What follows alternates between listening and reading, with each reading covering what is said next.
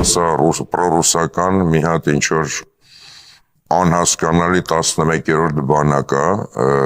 որը դուրս է եկել հայկական պետության դեմ։ Սրանք այն 11-րդ բանակում եկած եւ առաջին մեր հանրապետությունը կործանած բոլշևիկյան շան որդիներն են, որոնք նույնը ուզում են կրկնել, իսկ քանի որ Կրեմլի եւ այդ կայսրության ծրագրերը Իվանուշկա ահեղից սկսած չի փոխվում մեթոդները նույնն է։ Դրա համար sense մեթոդաբար նույն ձևով կրկնվում է ու այսօր էլ շան հաճոց են դրել, հա, այսօր էլ ինչ ասես խոսում են Հայաստանի մասին,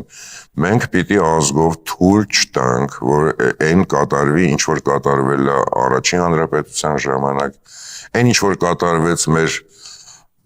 անկախությունը ձեռք բերելու, ումից անկախացանք, մենք այդ սովետական միությունից անկախացանք, բայց դրանից հետո տարանք էլի հանձնեցինք ռուսական կայսրությանը, մենք այսօր իրավունք չունենք թույլ տալու։